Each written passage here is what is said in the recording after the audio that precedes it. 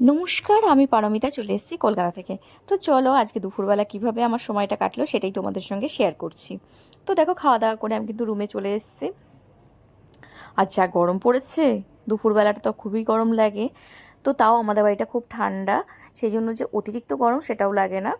তো যাই হোক, মোটামুটি গরম লাগে। যখন অতিরিক্ত গরম পড়ে তখন তো হালকা একটু গরম লাগবেই। তো খাওয়া দাওয়া করে আমি কিন্তু এখন চলে এসেছি, আর ফলও কেটে নিয়ে এসেছি। আর এখন ফল মানেই তো আম, তোমরা সবাই জানো।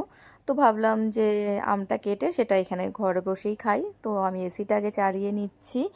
দেখো, এসিটা চালালে কি ঘর রুমটা একটু ঠান্ডা হয়ে যাবে, তারপরে কিন্তু এই রুমে বসে বসে আমি আমটা খাবো। আজকে আর বাইরে খাচ্ছি না, এই রুমে বসেই খাবো।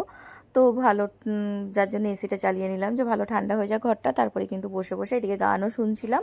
তো গান শুনতে শুনতেই খাবো, খেয়ে তারপরে ঘুমাবো। তো সেরকমই আজকে একটা প্ল্যানিং ছিল।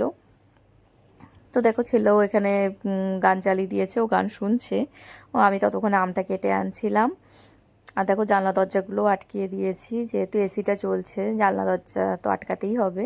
তো জানলা দরজা আটকিয়ে আমি কিন্তু এসিটা চালিয়ে দিলাম। দিয়ে দেখো, এদিকে কিন্তু ছেলে গান শুনছিল, তো আমি ও দুর্গাপুজোর গানগুলো শুনছিল। তো আমি আবার ভাবলাম যে একটু ইউটিউবটা চালাই, তো ও রাজি হচ্ছে না। ও বলছে, না মাম্মা, আমি গান শুনবো। তো আবার এই গানটা চেঞ্জ করে আবার একটা অন্য গান দিলাম। ও বলছে, মাম্মা আমি একটু নাচ করব। তো ওই জন্য দেখো, আমি ইউটিউব থেকে খুঁজছিলাম গানটা। তো বলছিল দুর্গাপুজোর গানই দাও, আমি ওই গানই শুনবো। তো ওর জন্য আবার ওই গানই একটা চালিয়ে দিলাম। তো আমি ভাবছিলাম যে একটা সিনেমা দেখবো, ও বলছে যে না, আমি একটু গান শুনবো। তো দুজনের মধ্যে এগুলো চলেই। ও কোনো সময় বলে সিনেমা দেখবো, তো আমি বলি গান শুনবো। তো দেখো, আম কেটেও কিন্তু নিয়ে চলে এসেছি। আর দেখতেই পাচ্ছ, এক বাটি ভর্তি করে আম কেটে নিয়ে এসছে। আর এদিকে দেখো, ছেলে ওইদিকে গান শুনছে আর নাচছে। আর যেহেতু ঘরে এসি চলছে, ঘরটা ঠান্ডা রয়েছে, ঘামছেও না, যার জন্য ওর আরও বেশি আনন্দ লাগছিল। তো দেখো, ও কিন্তু খুব জোরে জোরেই মোটামুটি গানটা চালিয়ে দিয়েছে। আর দুজনে কিন্তু খুব এনজয় করছিলাম, মানে এদিকে গানও শুনছিলাম, এদিকে তার সঙ্গে কিন্তু আমও খাচ্ছিলাম। তার সঙ্গে একটু দুজনে মিলে একটু নাচানাচিও হলো। যাই হোক, এরকমভাবেই চলে আমাদের সময়টা। তো আমি কিন্তু আমটা নিয়ে বসে গেছিলাম। দেখো, ঘরটা বেশ ঠান্ডা হয়ে গেছে, বেশ আরাম লাগছিল। তো এখানে বসেই আমি আমটা খাচ্ছিলাম, খাটে বসেই। তো আমি আবার একটু চেঞ্জ করে করে দেখছিলাম।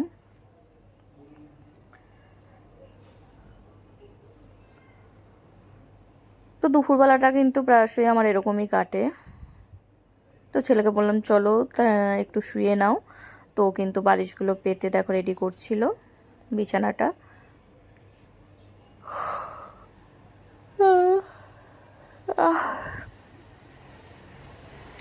দেখো, আমার কিন্তু দুপুরবেলাটা খুবই ঘুম পায়।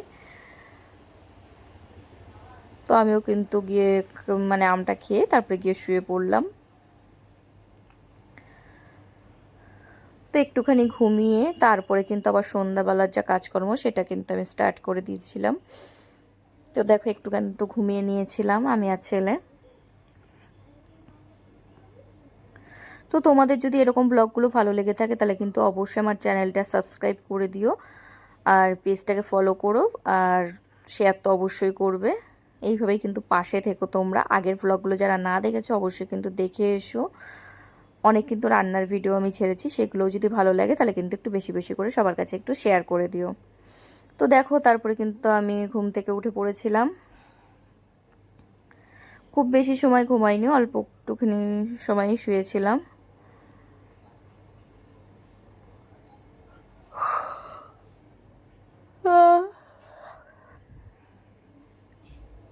তো দেখো, একটু কিন্তু শুয়ে তারপর কিন্তু আবার যে সন্ধ্যার যে খাবারটা সেটাই আমি রেডি করব। তো আজকে সন্ধ্যায় করেছিলাম কিন্তু আলুর পরোটা। সেটা যদি তোমাদের রেসিপিটা লাগে অবশ্যই কমেন্টে লিখো রেসিপি বলে। তো পরের নেক্সট ভিডিওতে আমি রেসিপিটা দিয়ে দেবো। আর এটা কিন্তু খুব ইজি প্রসেসে হয়ে যায়, কোনো পুর ভরা ছাড়াই কিন্তু আলুর পরোটাটা আমি তৈরি করেছিলাম। কোনো পুর মানে পুর ভরে তো সবাই আলুর পরোটা করে, তো এটা কিন্তু কোনো পুর ভরা ছাড়া কিন্তু আলুর পরোটা, খুব ইজি প্রসেসে, কোনো ঝামেলাই নেই, ঝামেলা ছাড়া। যদি তোমাদের রেসিপিটা লাগে অবশ্যই রেসিপি বলে কমেন্ট করো, তোমাদেরকে দিয়ে দেবো। তো ব্লগটা তোমাদের কেমন লাগলো সেইটা কিন্তু কমেন্টে লিখতে ভুলো না। আর সবার কাছে একটু বেশি বেশি করে শেয়ার করে দিও। তো দেখো আলুর পরোটাটা কিন্তু খেতে খুবই সুন্দর হয়েছিল আর খুব সফট হয়েছিল, একদম পুর ভরা ছাড়া, খুব ইজি প্রসেসে। আমি কিন্তু তোমাদেরকে আগেও যেই সব রেসিপিগুলো দেখিয়েছি খুবই কিন্তু সহজ পদ্ধতিতেই দেখিয়েছি। তো এটাও যদি লাগে তোমরা কমেন্ট করো, আমি কিন্তু দিয়ে দেব। আর আমরা কিন্তু এটা খেয়েছিলাম সসের সঙ্গে, এটা বেশ চাটনি বা সসের সাথেই বেশি ভালো লাগে আলুর পরোটা।